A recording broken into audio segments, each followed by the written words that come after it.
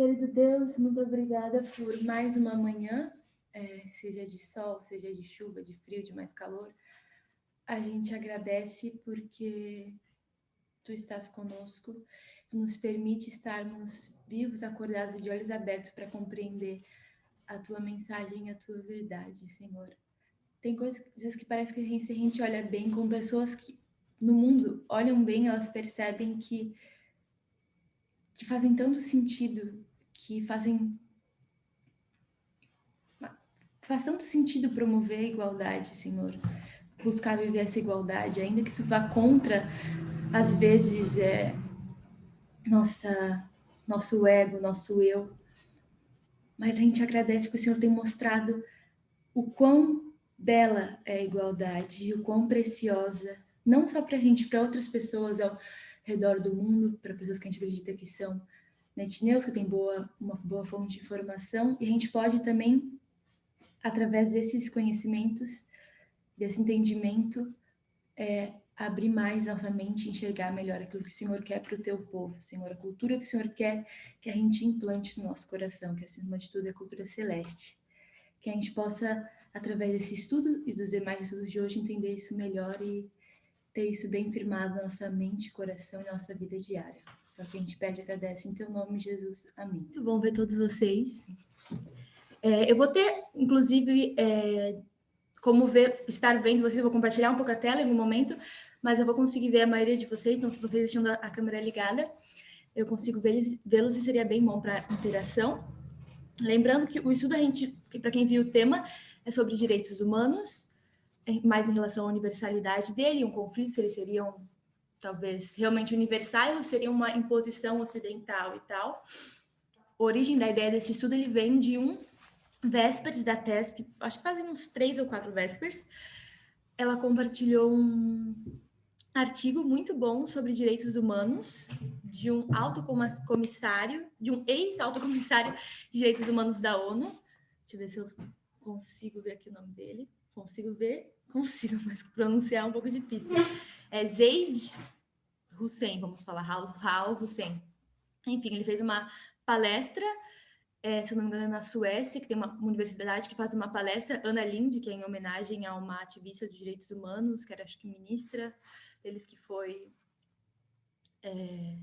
assassinada, enfim, em homenagem a ela, e ele fez essa palestra defendendo de alguma forma os direitos humanos, e em especial a universalidade dos direitos humanos. Então, a TES compartilhou com a gente, nos contextos dos estudos dos Vespers, na questão que a gente está vendo, direita e esquerda, quem está, digamos assim, qual preceito, qual princípio está acima, se é a liberdade, se é a igualdade, que a gente tem falado várias vezes. Ela recomendou bastante a leitura desse artigo, ela ainda não se aprofundou nesse artigo, mas ela recomendou bastante, falou que deveria ser lido várias vezes, em especial a parte que reforça a questão da universalidade dos direitos, né, humanos, que a gente vai ver um pouquinho melhor agora. Então, nosso estudo hoje, a gente vai ler alguns trechos, mas vai conversar sobre direitos humanos, não é para substituir a leitura, pelo contrário, já que a gente tem que ler várias vezes, vamos ler também, refletir sobre isso juntos, para que a gente possa também agregar e ampliar esse conhecimento, né, dentro de nós mesmos. E primeiro, então, né, falando nesse contexto de direitos humanos, eu queria perguntar para vocês, acho que todo mundo aqui já ouviu em algum momento, ou vários momentos da vida, direitos humanos sobre isso e tal. Acho que a gente talvez imagino que tenda a achar que é uma ideia legal, né, faz parte. Mas eu queria que alguém tentasse definir, assim, nada muito técnico ou sabe? Eu não sou formada em direito, não sou formada em nenhuma faculdade assim mais social e tal. Mas eu acho que a gente, né, pode ter uma ideia do que eles sejam, mesmo sem ter estudado muito sobre isso. E eu queria perguntar para algum de vocês o que seriam esses direitos humanos. Eu acredito que os direitos humanos seriam aqueles direitos que nós teremos simplesmente pelo fato de sermos seres humanos. Então, são direitos que já nascem conosco, entendeu? Entendi, exatamente. Direitos inerentes, de alguma forma, a criatura humana. Muito bom. Alguém tem mais algum comentário sobre o que vem à cabeça, o que pensa e tal, em relação a esse ponto? Do que eles seriam, mais uma definição, uma ideia, ou até um pensamento pessoal sobre... Você acha que eles são bons, que eles não são? Acho que eles são bons porque eles servem para proteger. Eles são uma proteção, porque todo ser humano, digamos assim, tem os possui, né? Todo ser humano possui o direito, vamos falar um básico aí, a gente vai ver alguns hoje, o direito à vida, à proteção pessoal, digamos, à integridade pessoal. Então, me protege. Ninguém pode vir e me, né, tentar me bater, enfim, agredir essa minha integridade física, porque eu tenho esse direito e, né, existem ferramentas estatais e tal. A ONU seria uma nível internacional para buscar proteger isso. Então, isso tem uma relação muito, muito forte com a proteção. E eu acho que também gera o questionamento. Proteção de quem, em que níveis e qual a abrangência disso, né? Enfim. Quem a gente precisa proteger? A gente entende todos os seres humanos, mas será que eles estão sendo protegidos? E do que eles precisam ser protegidos? Então, acho que gera uma discussão bem legal nesse ponto que a Carla mencionou. E agora outra pergunta é como que os direitos humanos surgiram? Se quiserem dar se alguém tem alguma ideia de quando, mais ou menos, ou como foi, ou quem inventou, não sei, ou começou a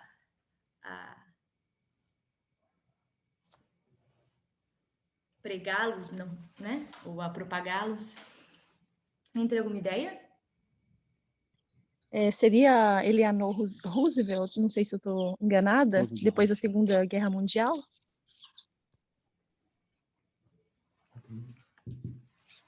Um ponto bom, Eleanor Roosevelt eu não tenho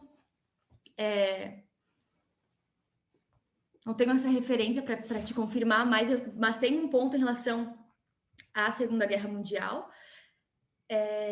Mas um ponto que eu queria que a gente pensasse é que eu fiz uma pergunta realmente para atrapar, para uma pegadinha, digamos assim, porque tem muita relação com a Segunda Guerra Mundial, porque em 1948 houve a Declaração dos Direitos Humanos pela ONU. Né? Ele estava ali em contexto do surgimento da ONU, a eclosão e o fim da Segunda Guerra Mundial, onde vários direitos humanos foram violados, em especial dos judeus. E aí a ONU faz uma declaração universal dos direitos humanos. Mas o ponto que eu quero trazer para a gente hoje é que os direitos humanos, eles nunca surgiram e nem foram inventados ou criados por alguém. Digamos assim, eles não surgiram com... a ONU declarou ou... Né, houveram alguns precursores, quando tal revolução aconteceu, quando tal acontecimento, aí surgiram. Quando a gente entende algumas características, eu também vou perguntar para vocês, mas o Rodrigo deixou claro no comentário dele, por exemplo, em relação à inerência, você ser um ser humano, isso te torna, né, você tem esses direitos, a gente consegue entender que ninguém precisou falar, é proibido, né? Claro, chega-se num reconhecimento. Esse é o meu ponto. Quando se declara, é porque se reconhece que um judeu, ele é igual a um alemão, a um chinês, a um polonês, a um americano. E ele não pode ser rebaixado e ter sua liberdade privada, ter seu direito à vida privada, ser torturado, enfim, simplesmente por ser um judeu. Ele é um ser humano e a gente o reconhece como ser humano e ele tem os mesmos direitos que todas as outras pessoas, mas ele já tem, mesmo que ele estivesse sendo torturado em um campo de concentração, ele continua sendo um ser humano, então ele continua tendo o direito que estava no poder, estava com a sua vida tranquila, enfim, que, digamos, Hitler teria. Os dois, como seres humanos, eles tinham os mesmos direitos inalienáveis e inerentes. O que Hitler não tinha era o direito de torturar, de segregar e tal. Então, isso eu acho que é um ponto interessante para a gente ver, uma coisa mais conceitual. Claro, a gente fala, os escravos receberam direito à liberdade, mas a gente sabe que a gente entende que como ser humanos, eles tinham esse direito, ele só foi reconhecido e possibilitado socialmente que eles conseguissem desfrutar disso. Mas desde que um ser humano nasce, digamos assim, também existe um conflito sobre quando começam os direitos, mas tá. Desde que um ser humano é um ser humano, ele inerentemente, mesmo isso sendo reconhecido ou não, mesmo ele podendo usufruir ou não, ele tem esses direitos. Eu vou compartilhar um pouquinho a tela para que a gente fale um pouquinho sobre as características dos direitos humanos. Deixa eu só vir para cá. E eu já queria que vocês começassem a falar. Vocês sabem quais são as características? Alguma característica? A gente já falou algumas. Eles são inerentes. Ou seja, você é um ser humano, você tem esse direito simplesmente por ser humano. Vocês sabem alguma outra característica relativa aos direitos humanos? Eu acredito que é o direito inalienável. O que quer dizer direito inalienável? Inalienável é aquilo que é um direito que não podem tirar de você e nem você pode dar. Esse direito é seu desde que você nasce. É um direito inalienável. Maravilhoso. Muito obrigada, Rose. Inalienável está aqui na minha lista. Se alguém quiser abrir e falar mais algum que saiba.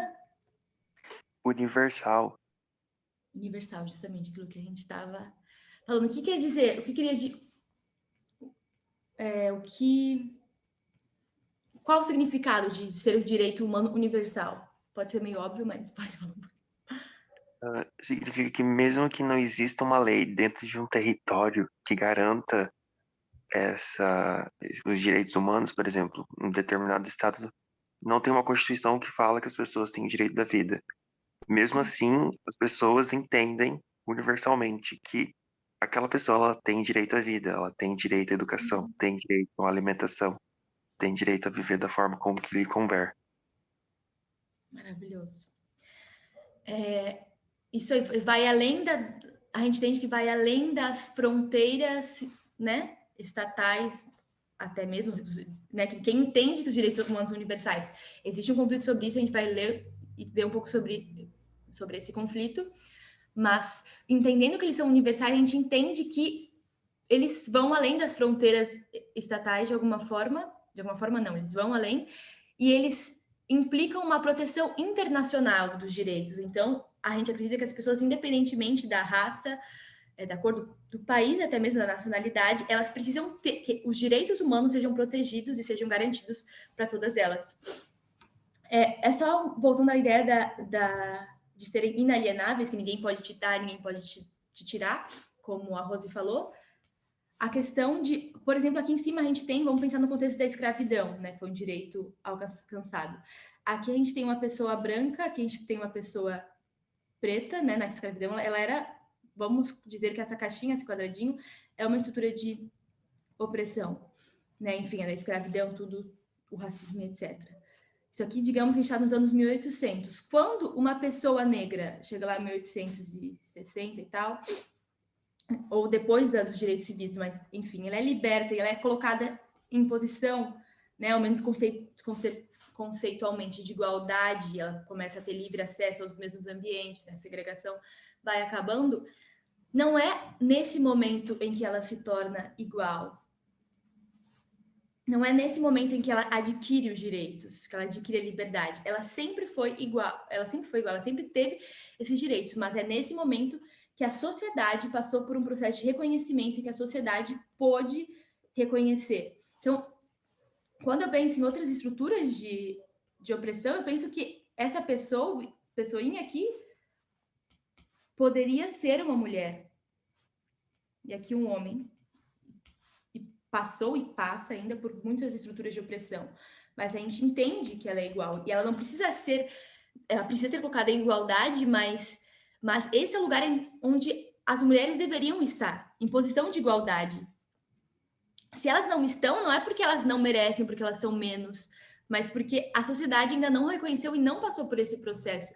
E quando eu penso que nós somos cristãos, claro, a gente já falou os conceitos, né, de direitos humanos em geral, mas já fazendo uma aplicação e que a gente entende que o valor da mulher, ele é, e do ser humano, ele é inalienável, ele está acima de tudo na cruz de Cristo, né? Ele vale o sangue de Cristo, tem toda a questão do valor de uma alma, que a gente só vai entender plenamente isso no céu e tal, mas que a gente realmente deveria refletir e buscar entender isso melhor.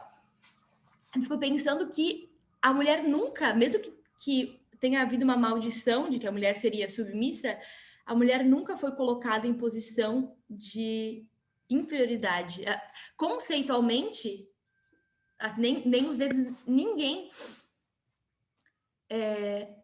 teria menos direito do que outra pessoa, mas precisaria passar por um processo para que esses direitos fossem reconhecidos, assim como esse processo foi constituído ao longo da história, enfim, né, alguns direitos serem conquistados e ainda estarem sendo conquistados, como a abolição da escravidão, que a gente estuda, a questão do voto para as mulheres e uma igualdade crescente para as mulheres, mas isso é simplesmente um reconhecimento de aquilo que Deus colocou, a gente entende, né, para cada um de nós, e hoje os ativistas dos direitos humanos entendem que é, como a gente falou, inerente do ser humano. Eu vou trazer aqui mais algumas características,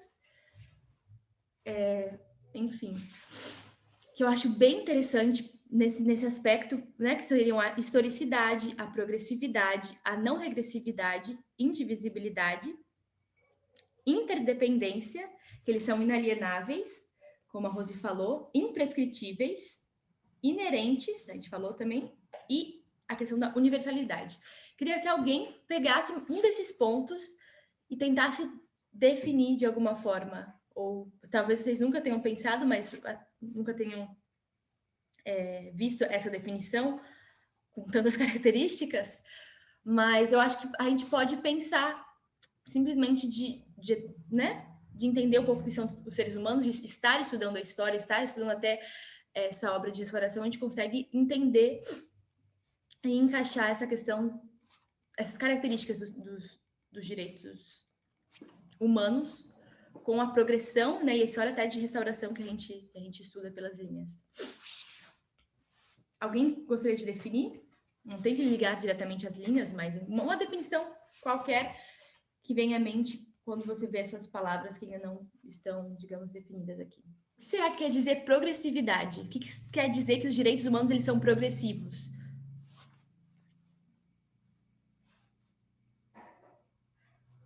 Significa dizer que uma vez adquiridos, eles são mantidos, não tem como voltar atrás, só tem como ir para frente, tipo, só tem como progredir.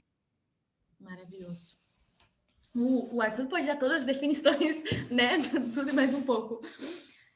E eu acho muito interessante, para mim, eu vejo muito a linha de restauração nisso, porque eles, como seres humanos na história da Terra, os direitos foram conquistados progressivamente. Antes, há 200 anos, e para mim é muito louco pensar isso, porque 200 anos é relativamente pouco tempo pensando na história da Terra, né? Total, que nós como cristãos entendemos. Há 200 anos atrás existia escravidão. E esse foi um direito conquistado. E depois que você conquista esse direito, depois os negros conquistam, né, o direito à não segregação, enfim, igualdade mais perante a lei e tal, mas verdadeiramente não tem como voltar à escravidão. Infelizmente, ainda tem lugares que a gente sabe que existe e tal, mas a gente entende que um direito, quando a gente chega nesse reconhecimento... Quando a gente chega... A sociedade, historicamente, chega nesse reconhecimento, não tem como voltar atrás, não é permitido voltar atrás, porque ele é um entendimento mais claro e que não vale a pena voltar. E por isso a gente vê, quando a gente está ameaçado, né, que vamos dizer que a gente avançou o direito da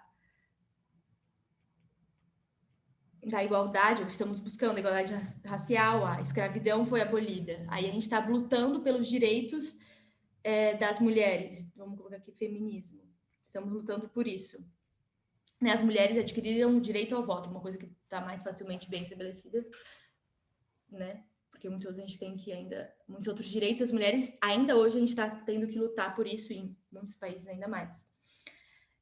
Então, se a gente ameaça um direito dessa categoria aqui, ainda mais entendendo a linha de restauração, a tendência, se eu desci uma escada, a tendência é que eu continue descendo e que eu fique mais perto de cometer cada vez maiores atrocidades para o maior número de pessoas, né?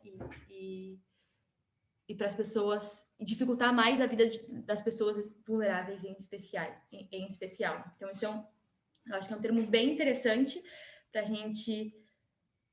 gente pensar, e estão interligados, né? Porque ele é progressivo, ele sempre vai estar avançando, então a gente sempre deve buscar um conhecimento mais como sociedade, né? E como indivíduos também, um conhecimento e um entendimento mais amplo, né? Um reconhecimento mais amplo do que são os direitos humanos, e eles não devem regressar. Então, se você chegou aqui, você deve olhar para frente e buscar subir mais, e não buscar retornar, né? Nem que seja um degrau só, porque o perigo é que você tem mais chance, está mais perto de seguir voltando, né? E ameaçando mais e mais direitos. Então, esses aqui, de alguma forma, estão interligados. Historicidade, a gente consegue entender que isso é um processo histórico. Em 1948 foi a Declaração dos Direitos Humanos. Em 1798 a gente tem a Revolução Francesa, que tem a Declaração, né, dos Direitos do Homem, em especial. Havia uma segregação das mulheres nesse período. É o que a gente está estudando com o Gabriel nos estudos de sábado, já teve acho que uns 2 estudos sobre isso.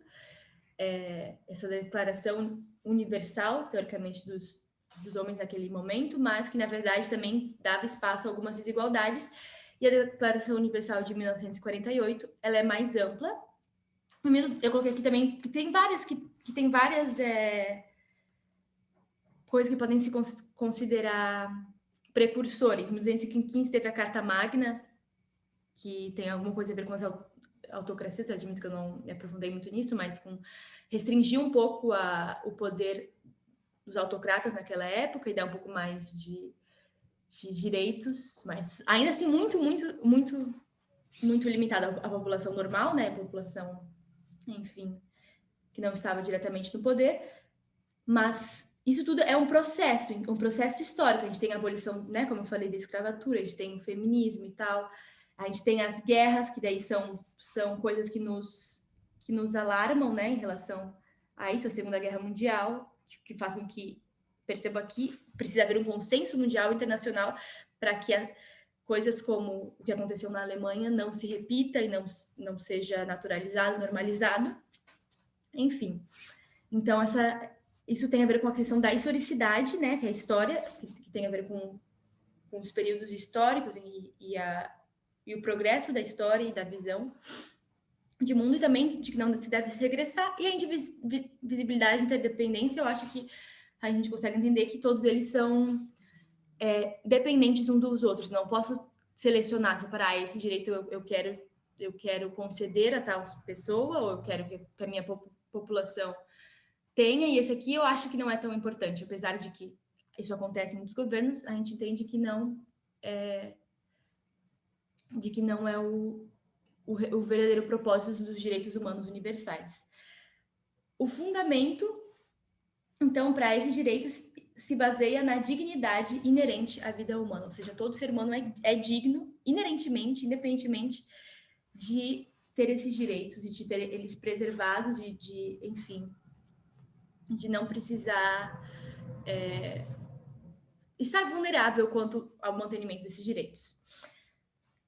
E na continuidade que a gente vê dessa progressividade histórica em relação aos direitos, em 1966, as Nações Humanas elas fizeram 2 pactos internacionais. Não sei se alguém já ouviu falar neles. O Arthur, eu sei que sim. Mas alguém mais que talvez não tenha estudado direito, ou enfim, ou exatamente eles. Eu aprendi eles na faculdade. A gente tem uma aula de bioética, né? Não faço nenhuma faculdade de humanas, mas a gente tem uma aula de bioética e a gente estudou a relação com a vida, com os direitos humanos. Inclusive, foi um pouco antes da Tess passar esse artigo, mas foi muito interessante porque depois ela passou o artigo comenta um pouco sobre esses pactos internacionais. E E me pareceu bem legal ter discutido isso e ter conhecido um pouco mais deles, porque eu não fazia ideia quais eram. Eles foram criados em 66 pela Assembleia Geral da ONU, e em 76 eles entraram em vigor, porque daí mais países, acho que 35 países tinham que assinar, isso aconteceu. E alguém sabe quais seriam esses pactos internacionais? Alguém já ouviu falar? Mas vamos lá, então eu vou dizer aqui para a gente. Os pactos internacionais são dois, são dos direitos civis e políticos e dos direitos econômicos, sociais e culturais. Eles são internacionais como uma proposta internacional, mas ao mesmo tempo eles não alcançam a todas as nações, porque nem todas elas querem fazer parte desse pacto e se comprometer a enfim, vivenciar essa... né, a proteger e a garantir isso para suas populações, basicamente. Então, é o Pacto Internacional dos Direitos Civis e Políticos e o Pacto Internacional dos Direitos Econômicos, Sociais e Culturais. Eles fazem parte da Carta de Direitos Humanos da ONU, que é um conjunto de documentos que tem a Declaração Universal e tem esses pactos e tal. A gente vai mais ou menos o que cada pacto, que direitos ele garante. Eu não sei, pesquisando eu não encontrei essa informação, mas na aula eu ouvi, eu achei interessante, porque eles são divididos em 2 pactos e não um só, porque não são todos os países que querem aderir aos 2, seria uma coisa assim. Talvez o Arthur possa me corrigir, não sei se esse é o único propósito, mas me pareceu interessante. Enfim. Alguém tem alguma ideia de qual seria um direito civil e político e qual seria um direito econômico, social e cultural? Enfim, gostaria de dar um exemplo, já pensou sobre isso? Eu só vi aqui que a Gisele falou que essa questão do aborto na atualidade seria a quebra dessa característica de progressividade. Acredito que sim, Gi. E parece que o artigo ele traz essa visão, essa noção de alguma forma. A gente vai ler, ele traz também um exemplo mais diretamente sobre o aborto. E já vi que o Arthur respondeu. Obrigada, Arthur. Enfim. Então, alguém faz ideia do que seja um direito civil e político? Ou um direito econômico, social e cultural? O civil e político é o direito ao voto, por exemplo. Direito a... O Pedro falou ao voto, acho que vocês escutaram. Tá mais para o direito civil e político. O direito à educação e à saúde estaria onde? Educação e saúde seria um direito civil, né? Nessa divisão, ele estaria enquadrado no direito como direito econômico, social e cultural. A gente entende, né, que direitos... A gente não está falando, talvez, dos direitos civis, enfim, no outro conceito que eu falei, a gente está falando, em especial, do Pacto Internacional, que foi feito pela ONU em 66, e entrou em vigor em 76 para os países que aderiram. O Brasil, se não me engano, aderiu em 92. Os países foram aderindo conforme, né, o tempo foi passando. Então, o Pacto Internacional dos Direitos Civis e Políticos diz respeito a algumas coisas que eu vou mostrar agora todas. E os direitos econômicos, sociais e culturais, que às vezes é o mais fácil de compreender, diria respeito à saúde, à educação, ao nível de vida adequado, à moradia, à alimentação e acesso à água, o direito à vida e a livre determinação dos povos, que está nos dois. E também segurança social. Tem alguns pontos que estão nos dois, assim, eu li a maioria deles e tem alguns pontos que estão nos dois, mas algumas coisas diferentes. Por exemplo, que nos direitos civis e políticos, aí também seria a livre determinação dos povos, que fala sobre uma espécie de autonomia, né, dos povos de poderem se determinar como vão funcionar as suas questões políticas, como vão usar seus recursos naturais e tal. E os demais direitos seriam o direito à vida, à integridade pessoal, à liberdade de pensamento, consciência, religião, livre circulação, livre circulação, e os direitos políticos no geral. Além disso, né, os demais que estão aí, os direitos à administração de justiça, eu também queria destacar, que acabam, às vezes, sendo privados em ditaduras, que é você ter um processo legal. Se eu estou sendo acusado de algo, eu vou ter todos os direitos, que são uma série deles, não vou citar aqui, até porque eu nem deveria citá-los todos, mas tem toda uma, digamos assim, todos os parâmetros. Se eu estou sendo condenada de algo, eu tenho que estar sobre um processo legal, eu tenho que ter, até promove também até porque a pessoa seja condenada, o seu tratamento de alguma forma seja diferente. Ela tem uma separação entre pessoas condenadas e pessoas que ainda estão em julgamento. Os direitos humanos, civis e políticos são direitos inerentes a qualquer ser humano, sem distinção de qualquer espécie, seja de raça, cor, sexo, língua e religião, opinião política ou de outra natureza, origem nacional ou social, riqueza, nascimento ou qualquer outra condição. Muito obrigada, Carmen. Leu sobre os direitos civis e políticos, né, que são esses mais relacionados à questão política também, ao povo, ao direito à vida, à liberdade de expressão, a julgamento, a direitos dos presos também, né, de pessoas que estão com a liberdade privada, né, que eles não podem sofrer algum tipo de coisa, enfim, limitar tudo isso e fazer com que os direitos de todos os seres humanos, independentemente se eles cometeram crimes ou não, onde eles vivem, enfim, o que fazem na vida, o que eles buscam, eles tenham esses direitos preservados.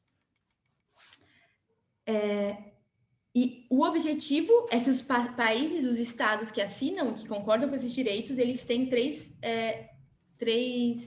responsabilidades, digamos assim, em especial, né? São amplas, como eles vão fazer isso é algo mais abrangente, mas que seriam respeitar, proteger e realizar esses direitos, ou seja, o dever dos estados, se eles assinam, se eles concordam, e são coisas básicas, né?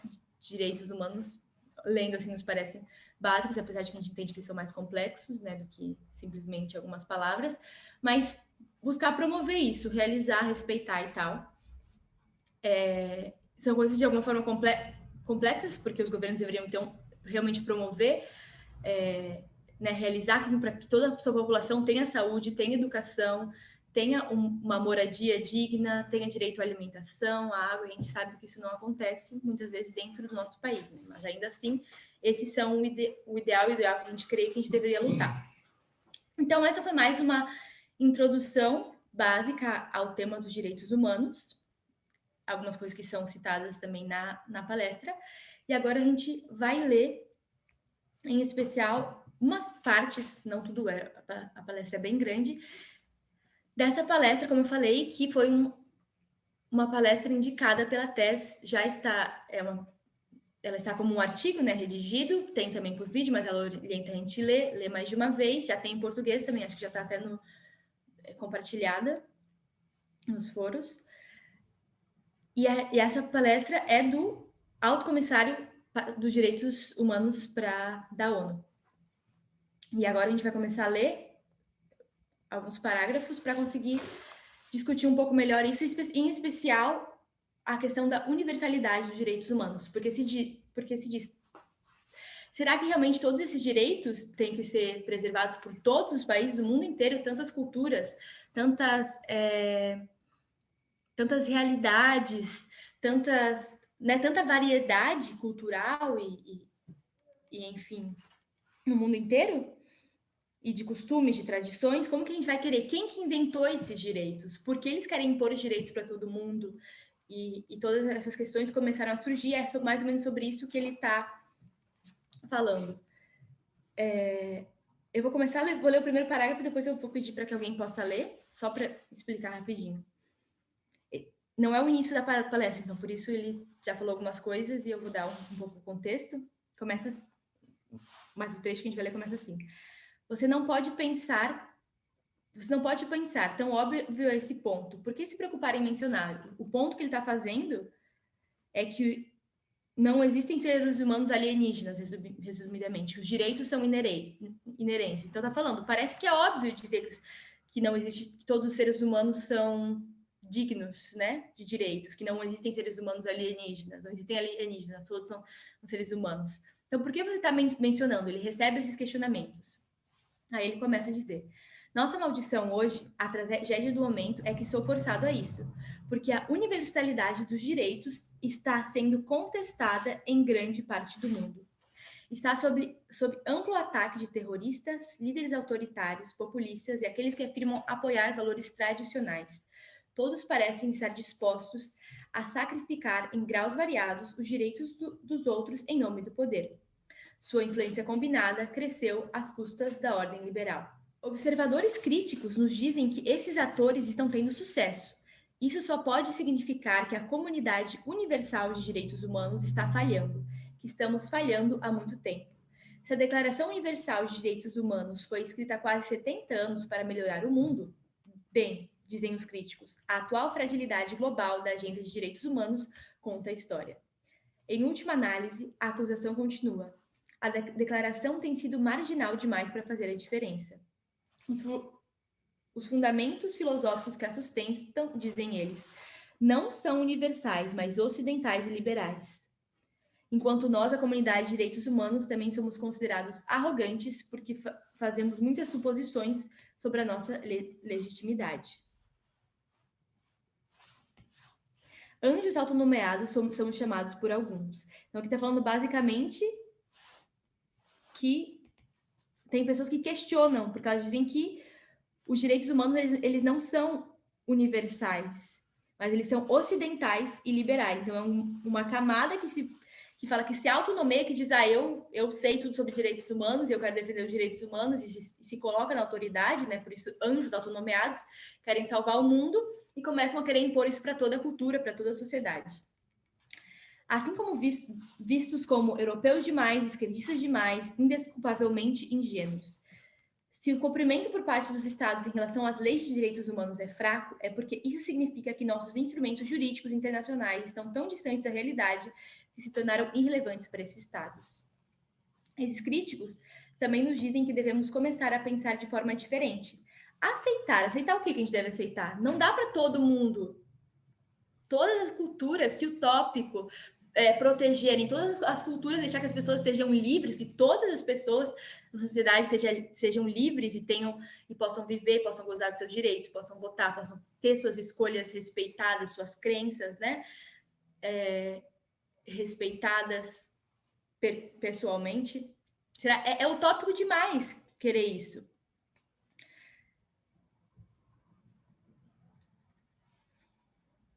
E agora, o que a gente tem que aceitar? Não dá para todo mundo, né? Para todo mundo ter esses direitos garantidos. E quem é que vai ter esses direitos fragilizados? O que a gente tem que aceitar? Como continua? Aceitar que não podemos exigir que todos os países garantam a liberdade. De quem? Para os gays, lésbicas ou trans. E defendam os direitos iguais às mulheres de tomar suas próprias decisões sobre suas vidas. Que devemos aceitar o caleidoscópio que é a cultura global, religiões ou sistemas de crenças e permitir que as autoridades locais definam por si mesmas o que é uma agenda de direitos humanos apropriada. Ao encorajar e apoiar os ativistas locais na busca de seus objetivos, pronto surgirá um resultado mais positivo. Eu gostaria que alguém comentasse isso. O que vocês acham da ideia de que é impossível, e tem pessoas que promovem isso, não é para ficar se esforçando e querendo e lutando para que os direitos humanos atinjam todas as sociedades e todas as pessoas, ou ao menos ter o desejo disso, porque tem lugares que não vai dar para sustentar, tem lugares que não tem como garantir liberdade de gays, lésbicas e pessoas trans, e não tem como defender a igualdade de mulheres de tomar suas próprias decisões sobre sua vida. O que vocês acham dessa ideia? Vocês concordam com essas pessoas, que é uma visão utópica demais e que é melhor respeitar as culturas locais, que não aceitam gays, lésbicas e nem igualdade entre homens e mulheres? Uma vez que nós vimos que são direitos inalienáveis, né? E que são direitos, digamos assim, até vitais, né? Porque o direito, a partir do momento que você tem a vida, e mesmo no início do documento aqui, diz, né? Se você respira, você tem o direito. Por que agora separar, né? Separar por cultura, né? Cada país tem a sua cultura e sabe da sua dificuldade. Não, as pessoas nasceram todas iguais, né? O respiro de vida foi dado a todos nós e todos os direitos iguais também. Então, seria uma situação aqui já está se fazendo uma separação, e a gente pode perceber bem nítido aqui, né, que quando há essa discriminação contra os gays, lésbicas, trans, na verdade, essa é uma discriminação também pela similitude com mulheres, né? Então, não deixe de sair bem forte, depois vem os direitos, que defendam os direitos iguais das mulheres, mas já do início é por causa das mulheres aqui, né? A gente já pode perceber. E, enquanto mulheres, querendo a igualdade, nós queremos a igualdade também para os gays, lésbicas e trans. A gente não deve aceitar, não. Ele faz o ponto de deixar as autoridades locais decidirem. Pois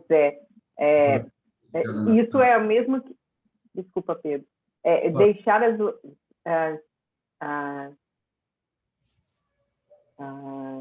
autoridades locais decidir é manter o que já existe, né? Essa diferenciação, essa discriminação, todo esse preconceito, é manter o que já existe. Maravilhoso. Justamente precisa haver uma pressão, todas as mudanças sociais, elas não começam de cima. Existe uma pressão social e a partir dessa pressão social existe uma mudança, né? Existe um progresso, como a gente viu, a progressividade dos direitos humanos, elas se deram por pressões sociais. Não foi que um dia os líderes todos acordaram e falaram: vamos libertar as pessoas, né, negras, vamos fazê-los iguais a gente. Não foi assim, é uma pressão social. Às vezes recebe apoio, com o tempo vai recebendo apoio das pessoas que estão no poder, mas a gente sabe que não começa assim, infelizmente. O que eu queria comentar é que, eu acho que a sua pergunta é se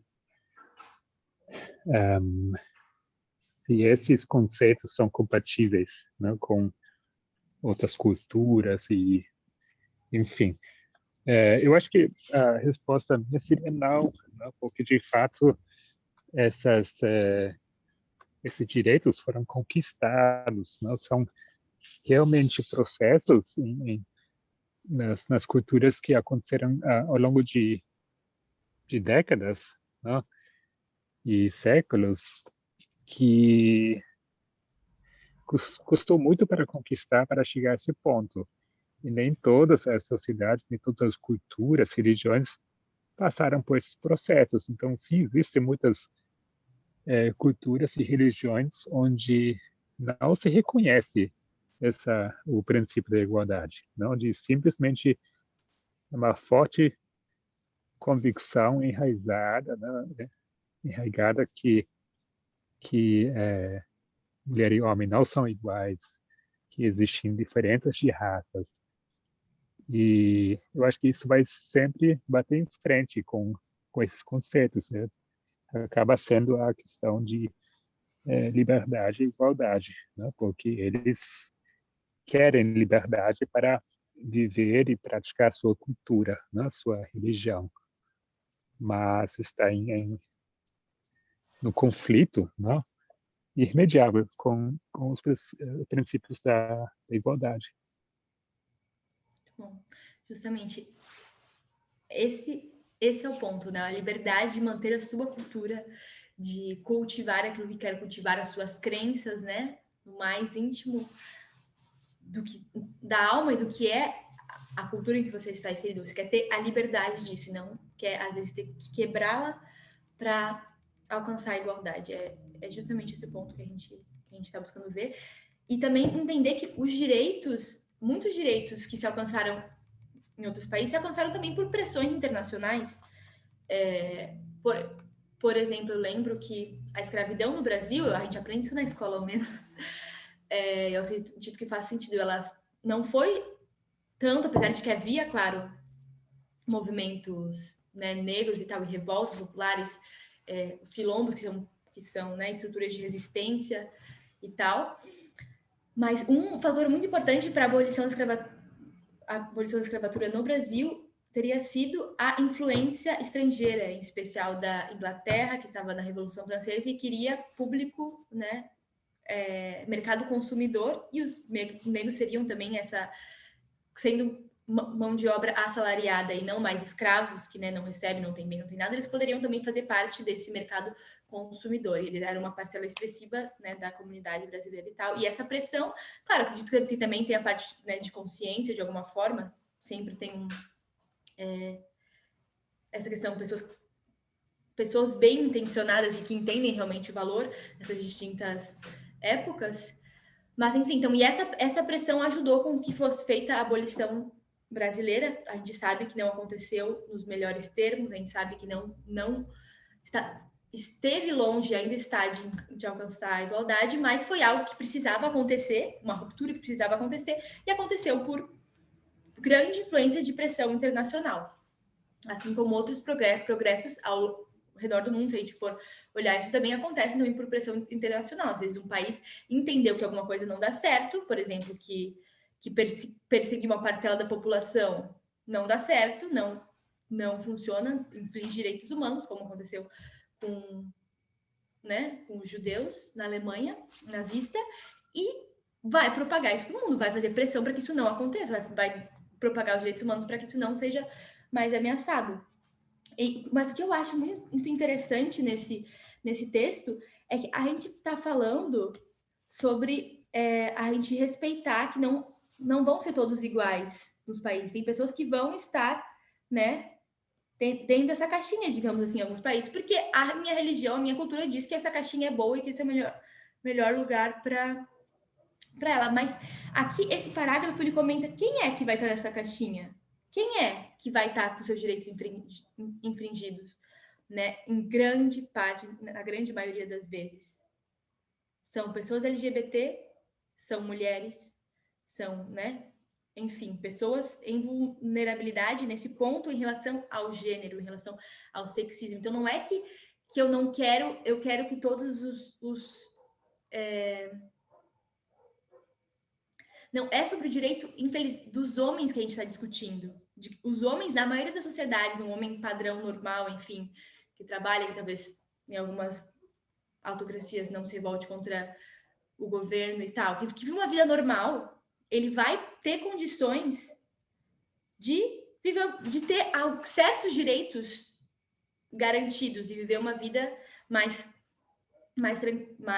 tranquila e sem grandes ameaças e sem grandes violências, mas já pessoas gays, mulheres, que nasceram no mesmo país, que, enfim, têm a mesma cultura, eles que estão dentro dessa caixinha, digamos assim.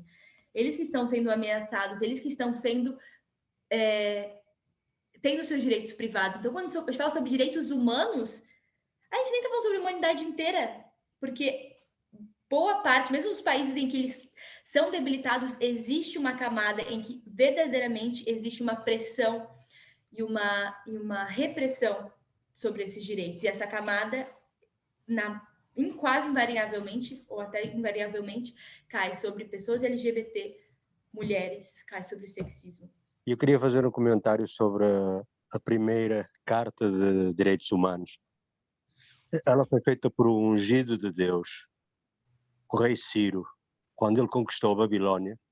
No ano 539, ele libertou todos os escravos, e escreveu um artigo em que chamam o Círculo de Ciro. É uma peça em argila que tem todos os princípios que o rei Ciro designou para o povo e para a humanidade, em que todos teriam direito à liberdade de religião e à liberdade económica. E ele soltou os escravos todos não sei a palavra em português, em função dos direitos que ele pensava que eram próprios e para a humanidade e que deveriam ser cumpridos. Só a partir daí é que se começaram a aparecer cartas, e em 1628, então há uma petição também no Parlamento inglês, em que eles pedem ao rei Dom Carlos que haja liberdade de expressão e liberdade de religião também para o povo. Era só. Muito obrigada, Sr. Freda. Interessante, então, tu trouxe para a gente um precursor, de alguma forma, dos direitos humanos, o que seria, não teria conhecimento, mas colocaremos aqui, acho que foi 539 a.C., o rei Ciro e tal. O que seria essa declaração que o senhor Alfredo trouxe para a gente, de direitos humanos? Então, a gente vê um elemento dessa historicidade, essa progressividade, mas ainda assim eu acredito que o rei Ciro não promoveu ainda a igualdade para as mulheres, enfim, naquela época essa restauração ainda não tinha chegado, muitas outras também não, mas enfim, mas é interessante ainda assim ver essa progressão ao redor da história. Obrigada, seu Alfredo. E não sei se quer comentar mais alguma coisa, mas se não, se quiser desligar o microfone, tem interferência, mas se não, pode agregar mais comentários, se quiser.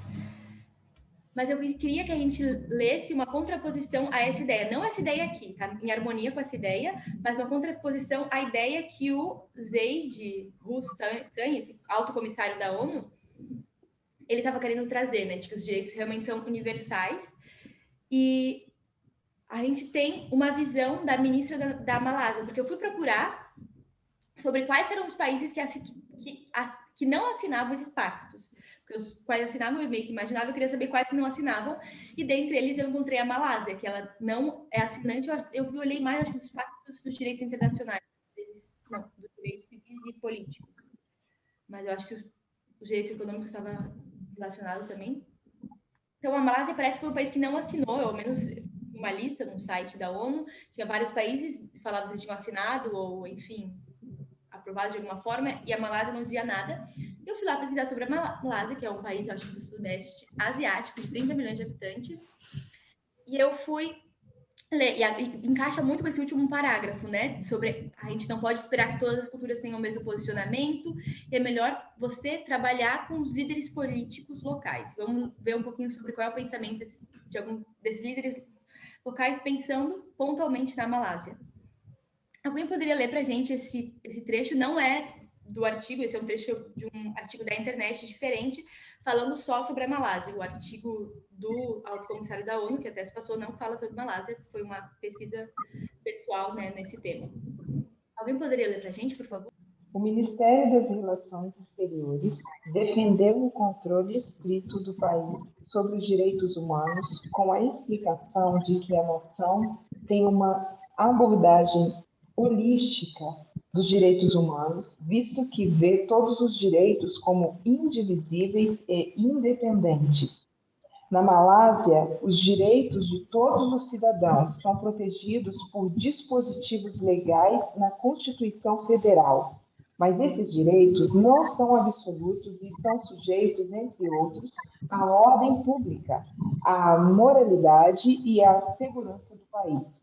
Portanto, ao alegar defender os princípios universais dos direitos humanos, a Malásia considera isso importante, levar em consideração a história do país, bem como as diversidades religiosas, sociais e culturais de suas comunidades. Isso é para garantir que há respeito pela harmonia social, que o respeito pela harmonia social seja preservado e protegido. As práticas de direitos humanos na Malásia são reflexos de um sistema de valores asiático mais amplo, onde o bem-estar e o bem-estar coletivo da comunidade são mais significativos em comparação com os direitos individuais. Então, se você quiser comentar sobre esse parágrafo, pode levantar a mão ou enfim falar, mas é bem interessante, porque pode parecer muito bonitinho, eu até fiz vários coraçõezinhos, né, porque isso é uma declaração do ministro das Relações Exteriores da Malásia. A Malásia é um país predominantemente islâmico, acho que 60% a 70% da população é islâmica.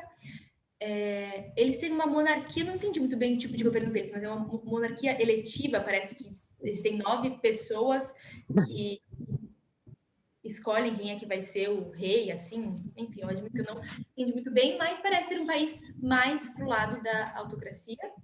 E falar aqui... Pode falar, por favor. Você pode terminar o raciocínio. Não, pode terminar. Pode falar, depois eu falo tranquilamente. No próprio texto que você trouxe para a gente, diz que a Malásia ela protege o direito de todos os cidadãos, né? Mas esses direitos não são absolutos. E eles estão sujeitos, entre outros, a uma ordem pública. Eles então estão sujeitos sujeitos a uma intervenção, acredito eu. Eles não estão sujeitos a uma intervenção. Em que sentido? Eu digo, os direitos, eles dizem que eles defendem os direitos que são protegidos por dispositivos legais, né? Pela Constituição. Mas diz também que não é absoluto, não são direitos absolutos. Sim. E esses direitos, entre outros, eles estão sujeitos à ordem pública, ou à moralidade e à segurança do país. Talvez eu esteja interpretando errado, mas eu acho que esse defender pode ser algo, um eufemismo, por exemplo, né? Sim, eu acredito que seja assim. Eu vou ver vou ir para baixo, vou mostrar umas notícias da Malásia, assim, algumas até bem recentes esse ano e tal, falas de líderes. Então, basicamente, o que é isso? Eles dizem, sim, respeitamos direitos humanos, legal, mas eles temos uma abordagem holística e a gente leva em consideração, tem um peso considerável a nossa diversidade religiosa, né, muçulmanos, enfim, sociais e culturais das comunidades. A gente quer respeitar a harmonia e o bem comum em comparação com os direitos individuais. E será que os direitos individuais de quem vão ser infringidos e vão ter que ser submetidos e de alguma forma diminuídos? Será que é dos homens? Esse é o ponto. O quê? Então, esse é o ponto, né? Porque quando eles dizem que é um bem-estar coletivo, né, que é mais significativo do que o individual, o direito individual, então vai cair para as minorias, de acordo com o pensamento, a ideologia desse grupo que lidera. Sim. É justamente isso. Parece um discurso bonito, mas parece que está falando, ele não quer liberdade individual, ele quer igualdade, mas os direitos individuais que vão ser oprimidos não são das maiorias. Inclusive, existe uma minoria racial que ela também é oprimida, ela tem um pouco menos valor, né, na Malásia. Mas, enfim, os direitos individuais que eles são feridos e que são afetados são os direitos, a gente vai ver as notícias agora, das mulheres e das pessoas LGBT. A gente vai ver algumas notícias de como isso passa e de como na prática funciona essa cultura e essa diversidade religiosa, social e cultural. Mas quando a gente fala sobre, né? Ai, que lindo, eu quero a harmonia e o bem-estar, mas qual é a cultura que eu quero defender? Por exemplo, a Malásia, no início da quarentena 2020, ontem, né, pediu para que as esposas não incomodassem o marido, fez uma campanha do governo para que as esposas não incomodassem os maridos durante a quarentena e para que elas usassem maquiagem durante a quarentena. Então, essa é a cultura que eu não quero tocar. O que mais tem? A ministra da Malásia, essa foi em 2022, 16 de fevereiro, fazem pouquinhos meses. Ministra da Malásia, eu acho que ela foi afastada, mas é a ministra da Mulher e da Família, como vocês podem ver ali embaixo. Diz que os maridos podem tentar a abordagem do contato físico, atingindo a esposa gentilmente. Assim, é uma coisa... Eu tenho dificuldade de ler essas matérias. Estudando, lendo, eu tive que parar de ler as coisas sobre a realidade, porque realmente é uma coisa que mexe muito comigo, porque já é difícil como mulher lidar com o sexismo diariamente, mesmo vivendo num país ocidental. O Uruguai é um país progressista, assim, é um país, acho que talvez um dos melhores da América Latina para ser mulher, mas ainda assim, né, tem os pequenos sexismos. E você se imaginar numa realidade onde a ministra, uma pessoa que está lá no poder, está falando para os maridos, basicamente, usarem gentilmente da força física como forma de coação para as mulheres, e para as mulheres, né, enfim, tentarem falar com calma e tal, e ela, né, tenta encapar isso numa embalagem muito linda, e se ela eu não cheguei a ver se ela foi tirada do cargo, mas às vezes ela é tirada do cargo e acha que está sofrendo perseguição política, porque ela só está defendendo o quê? A cultura dela. O que mais que tem na Malásia? de notícia que eu vi aqui. A mutilação genital feminina é legal na Malásia. E eles não chamam de mutilação genital feminina, eles chamam de circuncisão. Eles basicamente tiram parece que a pele do clitóris, alguma coisa assim, não entendi direito, e é legal. E as mulheres, 87% das mulheres, segundo uma pesquisa, isso não é muito documentado, mas segundo uma pesquisa, tem esse procedimento. E elas consideram que é algo higiênico, assim, não tem fundamento científico nenhum, mas a cultura diz que é algo higiênico, e elas são gratas por terem isso quando nascem. Essa reportagem, que acho que é do El País, ela, enfim, fala de um médico que viu uma bebê com hemorragia, porque fizeram isso, e esse é um procedimento que acontece nos hospitais, é um procedimento, assim, legalizado e muito difundido, como se fosse uma coisa boa e maravilhosa. Acho que a maior parte das muçulmanas tem esse. E diz ali que a maioria considera que ajuda a controlar o desejo sexual das mulheres. Ter mutilação genital, né? Enfim. A gente sabe que ainda é uma prática difundida em muitos países. Mas a gente tem que deixar a cultura. A cultura, nesse artigo aqui que eu li, inicial, que essa é só a introdução, né? Enfim, então é a continuação desse artigo, desse aqui que está nesse link, se vocês quiserem eu posso passar. Recomendo em especial para os homens. Enfim, fala algumas coisas que é realmente difícil para mim reproduzir essas ideias, mas basicamente o estupro na Malásia é proibido para homem e leva 30 anos de prisão e tortura. Mas a gente é contra a tortura. Podem ser homens, eles podem ser estupradores, mas a gente é contra a tortura, direitos humanos é contra a tortura. Mas qual é o ponto? A definição de estupro, ela é só se um homem introduz o seu órgão genital na mulher. Essa é a definição. Então, se ele faz... E no órgão, né, copulador ali... Enfim, a gente pode até falar os nomes, porque o que faz a gente não querer falar os nomes é uma carga cultural sexista, né? Mas tá. Enfim... Então, tem que ser, basicamente, um pênis entrando numa vagina para ser considerado estupro contra a vontade. E se ele usa qualquer outra ferramenta, se ele usa um dedo, se ele usa qualquer outro instrumento, ou entra sobre qualquer outro orifício, não é estupro.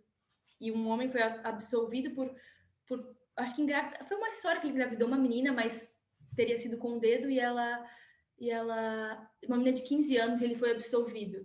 São coisas fortes, extremas, mas é só para a gente entender essa situação. Então, quando eu vejo o título do artigo não ouse dizer que os direitos humanos não são universais, eu sinto que é uma indignação. E é um cansaço tremendo da gente ter que explicar o básico. Da gente ter que explicar que não, 2022 é inadmissível que alguma cultura assuma que um estuprador, como a Malásia, se ele casar com uma mulher, ele está absolvido. E houve um caso recentemente que um homem estuprou uma menina de 14 anos, mas se casou com ela, então ele foi absolvido. Então, quando a gente fala de direitos, a universalidade, mas é a minha cultura. Mas eu tenho 2 filhos, um homem e uma mulher. O meu filho homem vai poder ter 3 filhos, vai poder ter cargos políticos, vai poder trabalhar, vai poder fazer o que ele quer da vida dele. Mas a minha filha, ela já nasce e ela já é mutilada. Ainda que eles queiram dizer, é uma indignação que surge na comunidade de direitos internacionais, porque eles não dizem que é mutilação, eles dizem que nem lembro que é a circuncisão feminina. Então, eles nem admitem ser mutilação. Enfim. Mas sabe, então eu vou fazer uma circuncisão na minha filha, se ela for estuprada, é só ela casar com um homem que tá tudo bem, né? O que importa é ela não ficar com vergonha. Parece que nesse país também tem uma lei de que você só é cidadão se você consegue provar que os seus pais foram casados. Ou seja, se você é filho de uma mãe solteira, se você é filho de uma, né, enfim, profissional do sexo, uma pessoa violada, o que quer que seja, você não vai ser um cidadão. Você tem os seus direitos, de alguma forma, restringidos.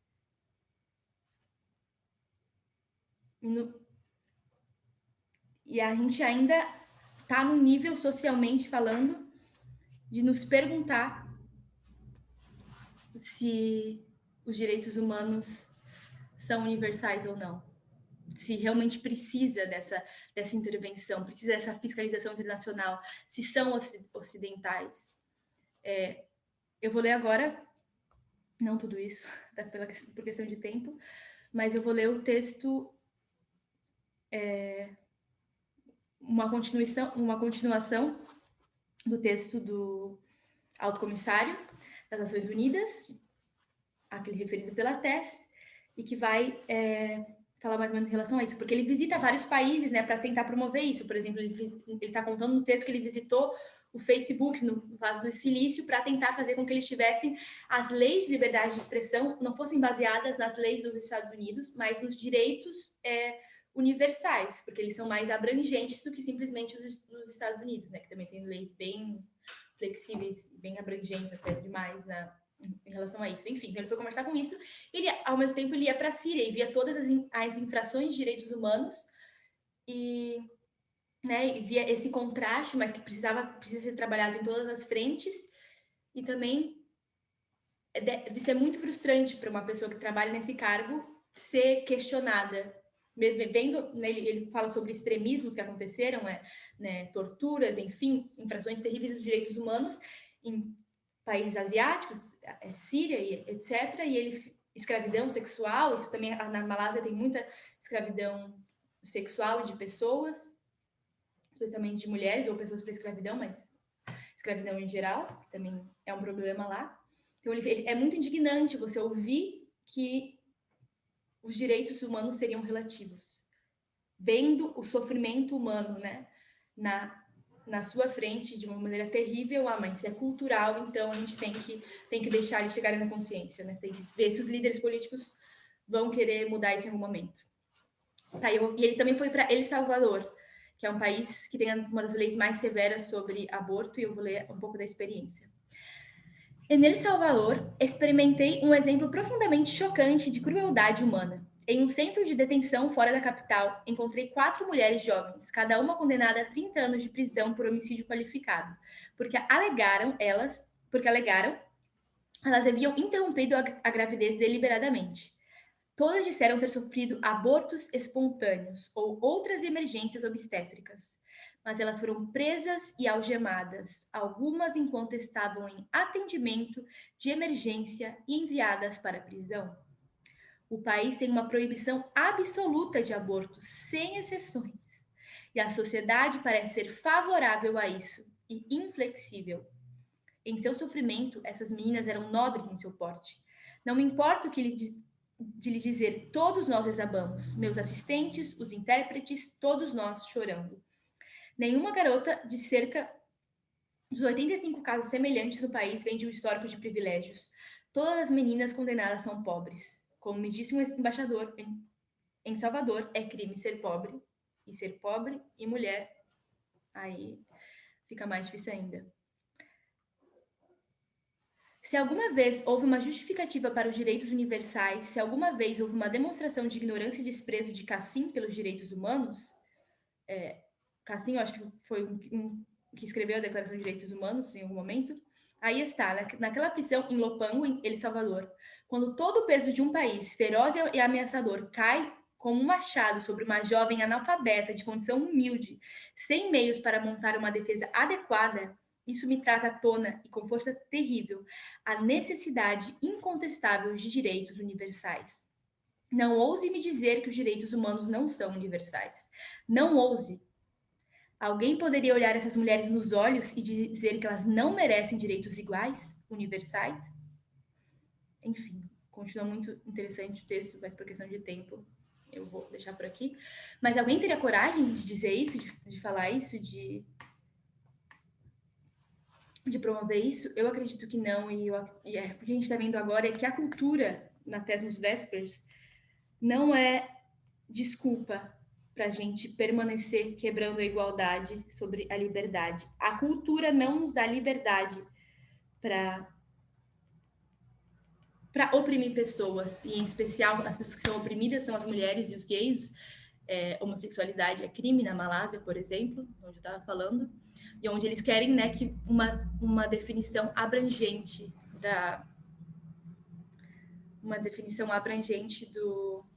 dos direitos humanos e adaptada à cultura. Basicamente, a gente sabe que isso não dá certo, e não dá certo porque toda essa população se vê afetada, porque o peso cai duramente sobre os vulneráveis, em especial mulheres e pessoas LGBT. E o teste de sexismo falha para uma nação inteira. Enfim, e é isso que nós estamos aqui para lutar, sobre esses propósitos na nossa vida diária e ter essas noções bem firmes, bem convictas, porque a gente sabe que isso é uma luta em que o mundo está empenhado. E essa realmente é a luta que o mundo já está empenhado. E por isso a nossa posição, a nossa decisão é determinante.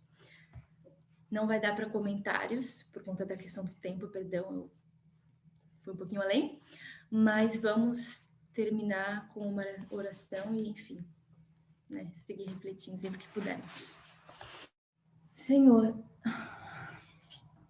Deus de amor, a gente, olhando para essas histórias, nosso coração se parte e é mais fácil a gente se indignar, ou a gente deveria se indignar.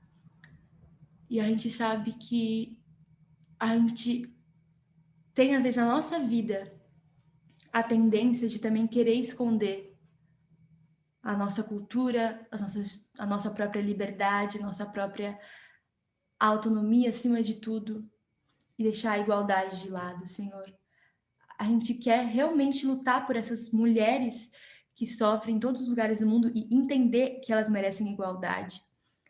E para isso a gente também tem que entender a igualdade na nossa vida diária, nos nossos relacionamentos, nos nossos preconceitos que ainda precisam ser quebrados, na nossa vontade de colocar o eu acima e de se justificar, e de não conseguir enxergar o próprio sexismo e o próprio pecado que quebrou o teu coração e que tem que quebrar diariamente os nossos.